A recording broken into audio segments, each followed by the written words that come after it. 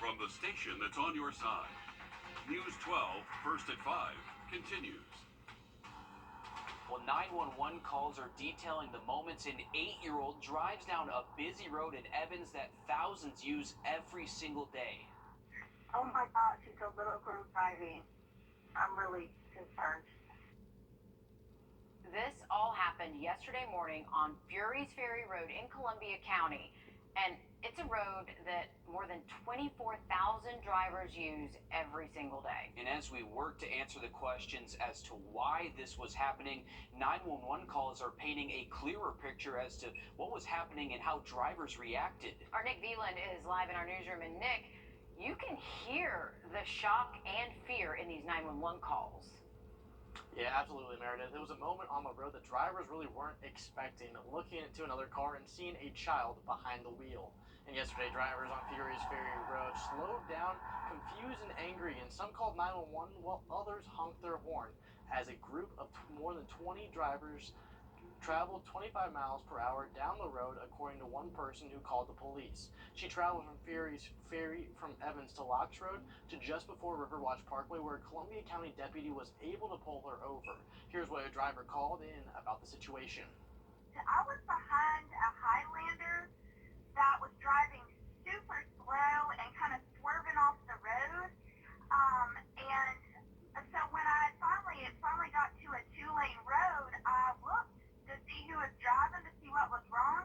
It's a little girl, like a little girl driving this vehicle. And coming up all new on News 12 at 6 o'clock, I'll walk you through what other drivers said to the police. All right, thanks, Nick. We'll definitely be following this story. I mean, and when they talk about a little girl, we're talking 55 pounds, 3 feet tall. I mean, a little 8-year-old girl. And barely able to look over the steering wheel. Right. From what we understand, they're just a crazy situation unfolding. Thanks for that, Nick. Well, it has been a hot day, but the rest of the week's forecast for you in just about 10 minutes. All right, thank you, Riley. Depending on who you ask, people tend to have different reactions to the idea of year-round school, but regardless of opinions, it's now a fact of life for Aiken County students. And today, thousands of students back in the classroom for the first day. Our Audrey Dickerber spoke to parents, principals, and students on how they feel about this new schedule. Typically around this time of year, these school buildings are full of staff, but now they're full of students. Today marks the first day for year-round school for Aiken County Public Schools, and the people I spoke to say it's going to be an adjustment. Summer break ended a little earlier for students at Aiken County Public Schools. Ordinarily, we're 8, 9, 10 weeks between when the kids finish school and when they start back. But this means longer breaks throughout the year. Well, the shorter summer was different. I'm excited about the year-round schooling. The 2-week break, I think will be really good for them. I'm excited to see what's going to happen with it.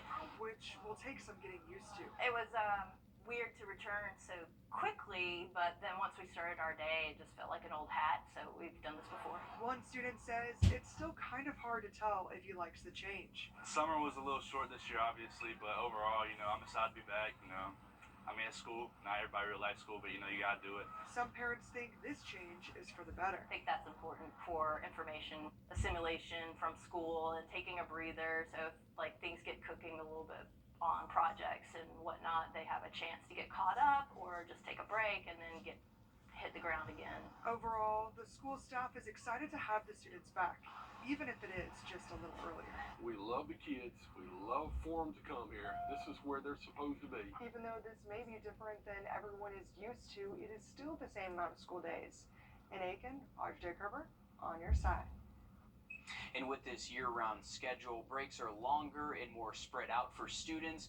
Fall break gives students 2 weeks off starting October 2nd, and winter break is just over 2 weeks from December 20th through the 2nd of January. Spring break will also be 2 weeks starting April 1st. Eastbound lanes and one westbound lane on Washington Road near Chick-fil-A back open after that 18-wheeler took down power lines like Riley was mentioning this afternoon. Westbound lanes, they are still blocked at this hour. The 18-wheeler was carrying cars when one of them caught the power line, bringing the pole across the road. Now, all lanes were blocked just past Skinner Mill Road for several hours right around midday. Chick-fil-A closed for the day because businesses in that area lost power. The entire roadway, though, should reopen in the next 2 hours. New at 5, crews are on the scene of a train derailment in Spartanburg County. This video just in the last hour. You can see here a handful of tanker cars left the tracks near Highway 290 on the property of Torrey Plant. The company currently produces carbon fiber there for Boeing airplanes in Charleston. No word yet on what caused the derailment or if there are any injuries. Burke County commissioners say the Burke County Sheriff's Office will run out of money for the fiscal year. The county commissioners saying this in a letter to Sheriff Alfonso Williams this afternoon. Also in that letter, commissioners telling Williams they are not allowed to hire anyone else for this fiscal year. Now, the fiscal year ends October 1st. Commissioners say the Sheriff's Office has enough money to pay employees for one more month. They are continuing to monitor this budget weekly. As far as the county manager is concerned, there is no plan B to address the Sheriff's Office running out of money. Commissioners say they have told Williams multiple times to cut back on spending and say that he has not listened to them. We have reached out to Sheriff Alfonso Williams. He says he does not plan to respond today. He says when he does respond, he will send us a press release. We'll get that information to you as soon as we get that. Today we're getting an update on construction progress over at the Bell Auditorium. Since their last meeting, they've demolished the dressing rooms and steel beams for the expansion are now up. They say they hope to have half of the first floor finished next month. They also approved to move forward with designing a sitting area in the second floor lobby area so people watching the entertainment, they can have a place to rest during intermission. All of this coming out of today's Coliseum Authority meeting. Happening now, early voting for Aiken's mayor is underway. This runs through August 4th at 5 p.m. There are 3 candidates for Aiken's mayor, all of them Republican. Incumbent Mayor Rick Osmond is challenged by Teddy Milner and Catherine Wade. Since there are 3 Republicans, this is a primary to determine who will represent the party during the November election. The primary is on August 8th. Where's Waldo? Just ahead? He's probably closer than you think. Riley? And we are looking at temperatures to only increase moving forward this week. We'll take a look at some hot highs and also a little bit higher storm chances by this weekend coming up in that full forecast. Time and temp. Muggy the next several nights. All right, thanks, Riley. Where's Waldo? Well, if you plan on visiting downtown Augusta, you'll be able to find him. It is a fun way to get you visiting everything downtown Augusta has to offer. Our Will Volk made his way there to see if he could find any Waldos himself. Where's Waldo? He's hiding, waiting for you to come find him. There's Waldo. And there's another. And another.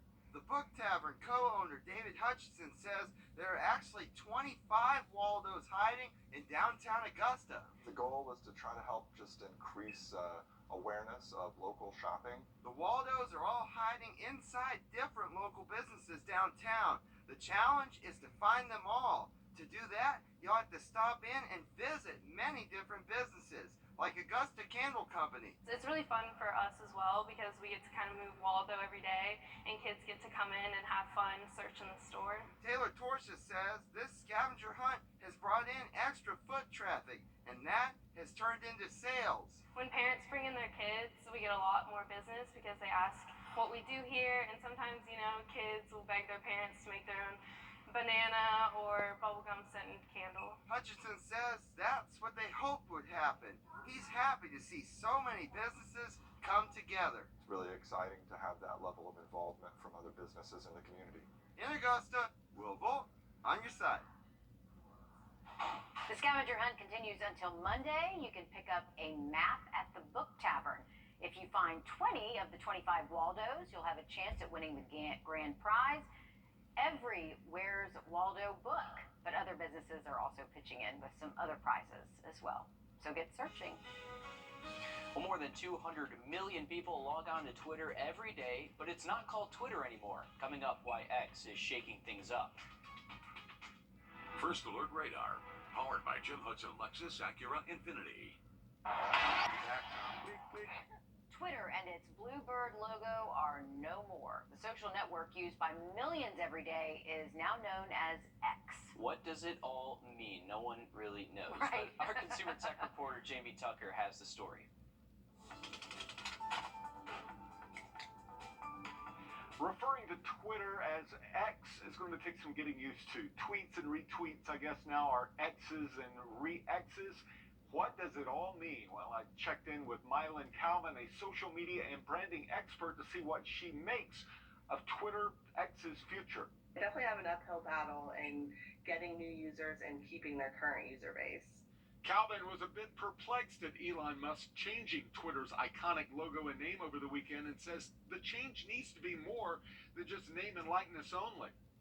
X, formerly Twitter, needs to do something different to its platform for its users. Just changing the brand isn't going to help the platform very much. The company's CEO, Lindy Yaccarino, tweeted or X'd that it's the future state of unlimited interactivity and audio, video, messaging, payments, and banking, creating a global marketplace for ideas, goods, services, and opportunities, and that the newly renamed platform will be powered by artificial intelligence. There's great technology there, but they need to start implementing the things that they've said that they're going to do to try to keep people on the platform, but also give them a reason to even sign up. As of right now, while I'm saying this, the Twitter bird and the logo and the name still appear on the Twitter app in both app stores. Of course, as we saw over the weekend, anything can happen and anything can change at a moment's notice. That's What the Tech. I'm Jamie Tucker. And Twitter says it currently has over 200 million active daily users. By comparison, Meta's new Threads platform claims 13 million, but that number has dropped since it launched on July 7th. The Augusta Fire Department donating more than $15,000 to the Burn Foundation of America. The money was recently raised during a boot drive. This money will be used to provide essential items for burn patients at the JMS Burn Center.